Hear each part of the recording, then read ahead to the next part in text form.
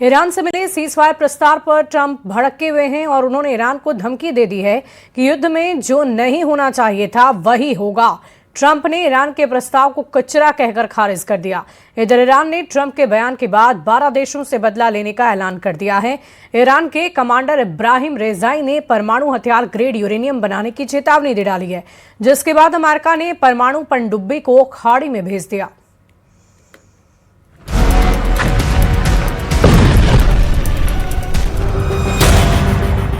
Reading that piece of garbage they sent us. One of the weakest right now. It's our life support. Trump जितने गुस्से में हैं, उतने ही क्रोध में उनके बयान को सुनने के बाद अमेरिका के वॉर कमांडर आ चुके हैं।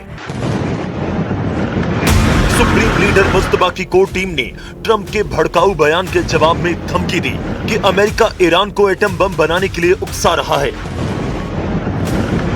ईरानी संसद की कमीशन की प्रवक्ता इब्राहिम रेजाई ने ऐलान किया कि अमेरिका इजराइल ने अगर अब हमले की गलती की तो ईरान को एटमी प्रोग्राम फुल फोर्स में शुरू करने से कोई नहीं रोक पाएगा। ट्रंप को loud and clear message, Khamenei करेंगे 90% यूरेनियम संवर्धन। 90% संवर्धित यूरेनियम से बनता है एटम बम।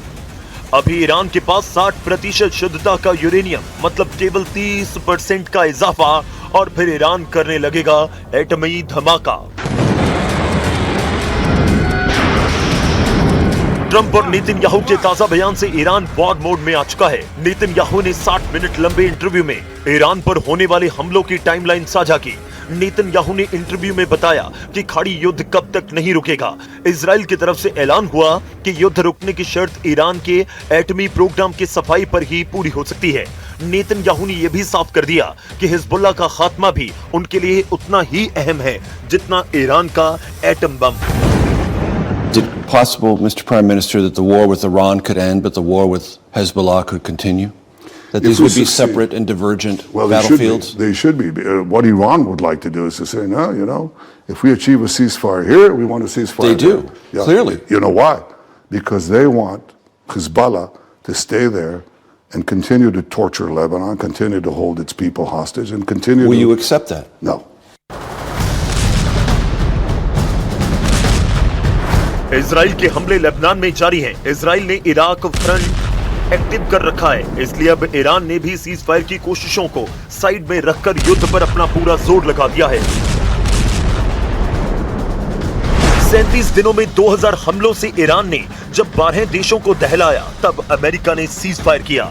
अब फिर से ईरान ने दुश्मन को डबल ताकत यानी 4000 हमलों से तबाह कर डालने की तैयारी कर ली है। ईरान का वॉर प्लान इतना फुल प्रूफ है कि अब की बार युद्ध का फैसला एक हफ्ते में हो सकता है। ईरानी संसद स्पीकर मोहम्मद बागेर कालीबाफ ने रेवोल्यूशनरी हमलों का ट्रेलर जारी किया। कालीबाफ ने कहा कि सीज फायर टूटने के साथ आधा दर्जन खाड़ी देशों में कोहराम मचना फाइनल है। ईरान दावा कर रहा है कि अमेरिका को अब खाड़ी से खदेड़ने तक हमला होगा। इसके लिए ईरान ने हथियार गोदाम के सभी तहखाने खोल दिए। ईरान की फास्ट बोट एक्शन में है। ईरान ने हवाई हमलों से बचने का बंदोबस्त भी कर लिया है। ईरान को ट्रंप के अगले एक्शन की भनक लग चुकी है। ईरान ने दावा किया कि उसने अमेरिका से किसी तरह की कोई रियायत नहीं मांगी।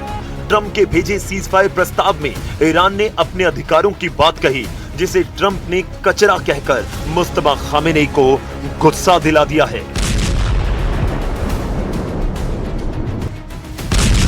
ما هیچ امتیازی مطالبه نکردیم. تنها چیزی که مطالبه کردیم حقوق مشروع ایران بوده. ईरान को अब ट्रंप से समझौते की कोई उम्मीद नहीं है, यानी युद्ध के मैदान में तय होगा कि हॉर्मुज़ स्ट्रेट पर किसका कब्जा होगा। वॉर जोन में तय होगा कि ईरान के पास एटम बम रहेगा या नहीं। युद्ध से तय होगा खाड़ी में ट्रंप के सैन्य अड्डे रहेंगे या नहीं। युद्ध ही बताएगा इजराइल बचेगा या फिर ईरान। ट्रंप का सब्र जवाब दे चुका है। उन्होंने व्हाइट हाउस में हुई सिक्योरिटी मीटिंग में ईरान पर सबसे भयानक हमलों की प्लानिंग की है। हालांकि सीआईए के इनपुट ने ट्रंप टीम की टेंशन दोगुनी कर दी।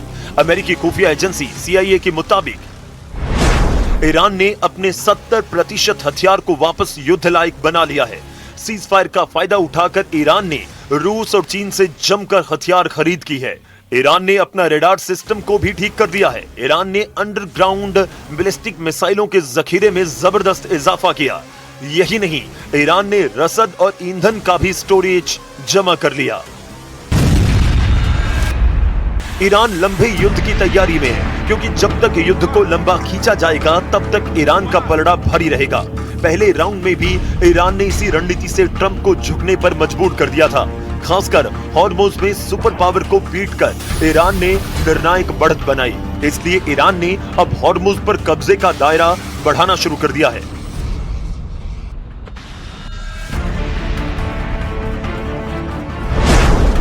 पहले ईरान हॉर्मुज को हेंगम आइलैंड के आसपास इलाके तक मानता था, मगर अब रेवोल्यूशनरी नेवी ने हॉर्मुज की हद में जस्क और सिरी के तटों को भी शामिल कर लिया। रणनीतिक लिहाज से अहम इन तटों पर ईरान ने निगरानी और हथियारों की तैनाती शुरू कर दी। हॉर्मुज में मजबूत नाकाबंदी के लिए डॉल्फिन नाम की 16 छोटी पनडुब्बियों को ईरान ने उतार दिया है। हॉर्मुज पर अपना दबदबा कायम रखने के लिए ईरान खाड़ी के उन देशों को टारगेट पर ले चुका है जिन्होंने युद्ध में अमेरिका का साथ दिया। ईरान को पता लगा है कि संयुक्त अरब अमीरात ने तो उस पर गुप्त हमले तक किए।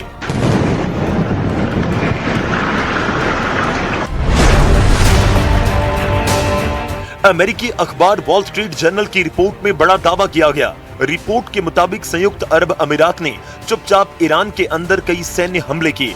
रिपोर्ट के मुताबिक अप्रैल 2026 में ईरान के लावन द्वीप की ऑयल रिफाइनरी पर यूएई ने हमला किया था।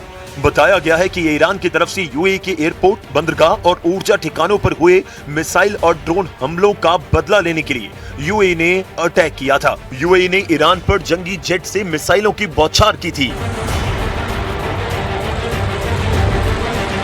ईरान ने अपने दुश्मनों की लिस्ट बना ली है। ईरान अब किसी को बख्शने के मूड में नहीं। खासकर ट्रंप जब चीन में होंगे तब ईरान गेम चेंजर हमलों की शुरुआत कर सकता है। 13 से 15 मई की यह तारीख ट्रंप के होश उड़ाने वाली हो सकती है, क्योंकि चीन में ईरान ने अपना गेम पहले से सेट कर लिया, जिससे ट्रंप को बीजिंग में भी झटका लगने के पूरे आसार बन गए हैं। The war in Iran is also on the agenda, with Washington urging China to use its influence over Tehran. But overall, analysts don't expect any major breakthroughs at the end of the summit. चीन ने युद्ध में खुलकर Iran का साथ दिया। Iran को चीन से हथियार मिले हैं, टेक्नोलॉजी मिली है। चाइनीज पावर से ईरान ने ट्रंप के जंगी बेड़ों को खदेड़ा है। उसी चीन से ट्रंप ईरान युद्ध से बचने का नुस्खा मांगने पहुंचे हैं। इसलिए अमेरिका के बैकफुट पर होने की अटकलें लगाई जाने लगी। लेकिन यही सबसे भयानक बात भी है, क्योंकि जब भी अमेरिका खुद को खतरे में पाता है तो सबसे घातक हथियारों से दुश्मन को दहलाता है।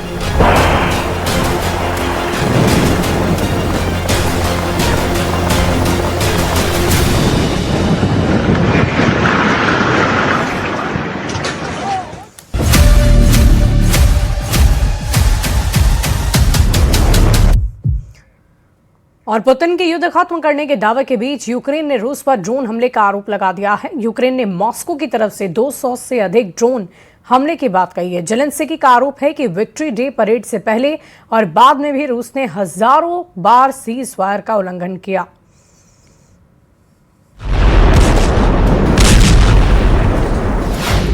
जंग का अंत या नई शुरुआत। कीव बॉर्डर पर कूच की तैयारी में 3 लाख रूसी सैनिक। 1 साल और जंग लड़ेंगे पुतिन।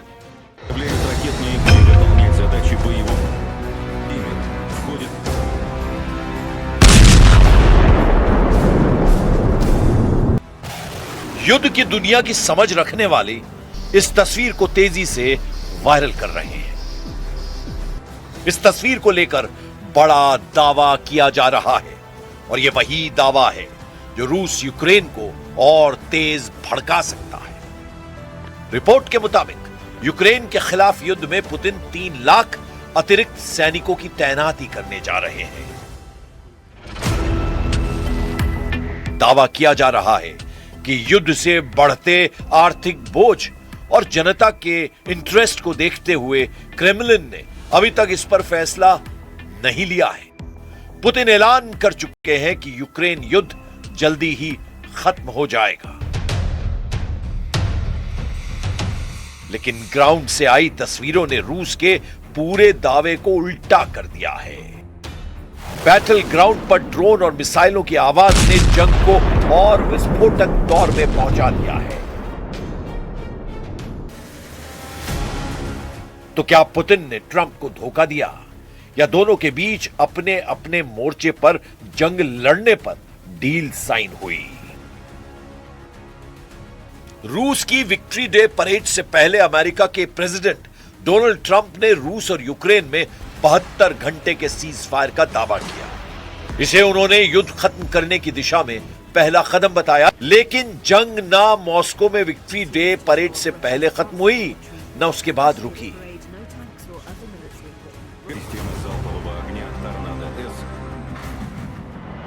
यूक्रेन के आसमान में फिर ड्रोन गूंजने लगे, मिसाइलें दागी गईं, सीमा पर गोलाबारी बढ़ गई और यूक्रेन ने इसका बदला मॉस्को में ड्रोन अटैक से लिया। ट्रंप ने ईरान के साथ भी सीज फायर का ऐलान किया है, लेकिन यहां भी भीषण जंग की पूरी आशंका है। वजह है पुतिन और ट्रंप दोनों अपनी शर्तों पर सीज फायर चाहते हैं। ट्रंप ईरान का न्यूक्लियर प्रोग्राम छीन लेना चाहते हैं और हॉर्मुज से तेहरान को बेदखल करना चाहते हैं। पुतिन का इरादा भी कुछ इसी तरह का है। वो यूक्रेन में डोनबास के पूरे एरिया पर कंट्रोल चाहते हैं। दावा है कि सीजफायर खत्म होने के बाद रूस ने यूक्रेन पर 200 से ज्यादा ड्रोन से हमला कर दिया है। यूक्रेन ने दावा किया कि उसने 190 से ज्यादा ड्रोन को इंटरसेप्ट कर लिया। ये हमले कीव, निप्रो, खेरसॉन और माइकोलीव इलाके में हुए। दावा है इन हमलों में बिजली ढांचों के साथ रिहायशी इलाकों को भी निशाना बनाया गया।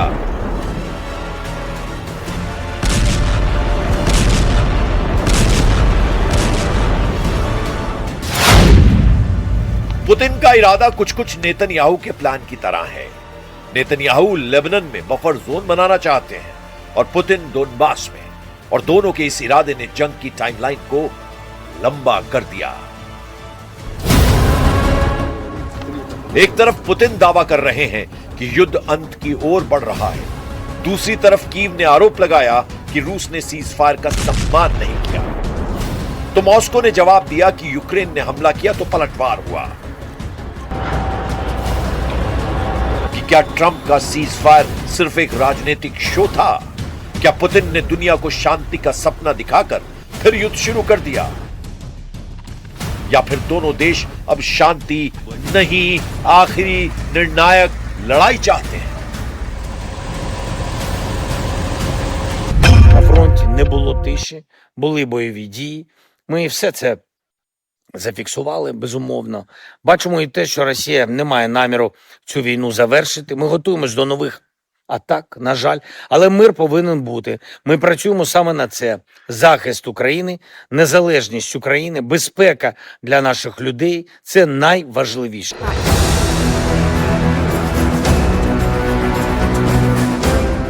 मई रूस के लिए सिर्फ एक तारीख नहीं है, ये उसके लिए शक्ति प्रदर्शन का दिन होता है। विक्ट्री डे, जब मॉस्को दुनिया को अपनी सैन्य ताकत दिखाता है। लेकिन इस बार रेड स्क्वायर की चमक के पीछे युद्ध की थकान दिखी। पहली बार बिना भारी भरकम टैंक और मिसाइलों के मॉस्को में कार्यक्रम हुआ। वजह थी यूक्रेन के ड्रोन का डर। यूक्रेन कई बार साबित कर चुका है कि उसके ड्रोन की पहुंच मॉस्को तक है। इसी विक्ट्री डे परेड की खातिर पुतिन ने 72 घंटे के सीज फायर का ऐलान किया।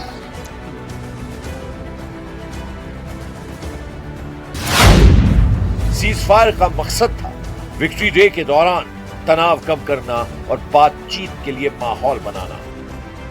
इसी दौरान दोनों देशों ने कैदियों की अदला बदली भी की। कई सैनिक अपने घर लौटे और परिवारों ने राहत की सांस ली।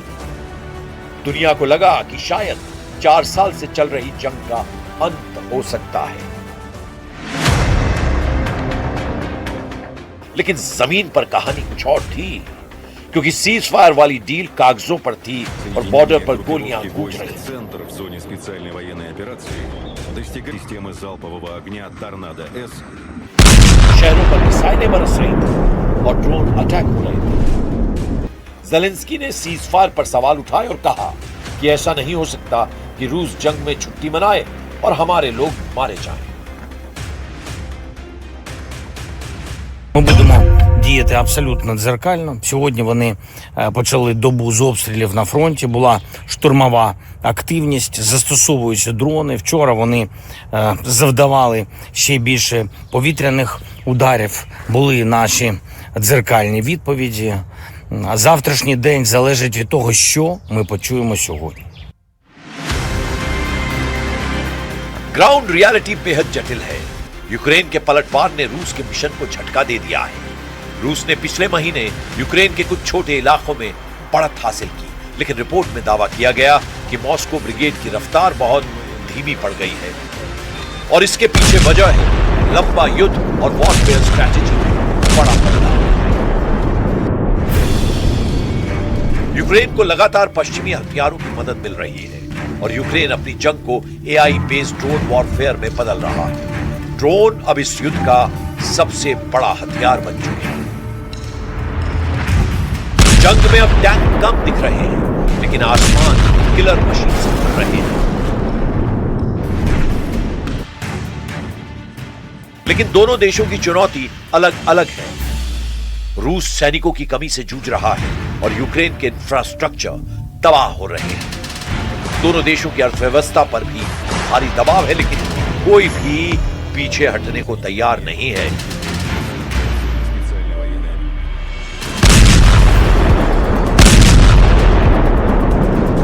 Мне сказал об этом, сказал о своей встрече. Ну, как бы особого послания там и не было. Там просто я услышал еще раз о том, что украинская сторона, господин Зеленский, готов провести личную встречу. Да, это я слышал. Но мы слышим это не первый раз. रूस यूक्रेन युद्ध को 1174 दिन हो चुके हैं, लेकिन अब इस जंग में सबसे बड़ा सवाल सिर्फ सीज फायर नहीं बल्कि टाइम लाइन है, क्योंकि मॉस्को से लेकर कीव तक दोनों तरफ तैयारी लंबी लड़ाई की दिख रही है।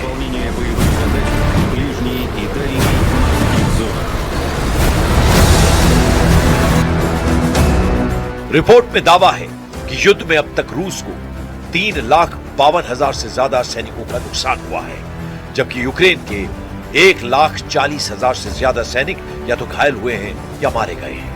युद्ध की शुरुआत में रूस ने यूक्रेन के 27% से ज्यादा हिस्सों पर कब्जा कर लिया था, लेकिन अब उसका कंट्रोल सिर्फ 20% पर रह गया है। 2026 में यूक्रेन फिर से अपने इलाकों को वापस छीन रहा है, जिससे रूस की रफ्तार बहुत धीमी हो गई है। सबसे बड़ा डर यह है कि अगर बातचीत पूरी तरह फेल हुई तो आने वाले महीनों में रूस बड़ा युद्ध शुरू कर सकता है और यूक्रेन मॉस्को के अंदर तक ड्रोन हमले तेज कर सकता है। ऐसे में ट्रंप का सीज फायर प्लान इतिहास में शांति की कोशिश के तौर पर याद होगा या एक फेल पॉलिटिकल एक्सपेरिमेंट, इसका फैसला अब बैटलफील्ड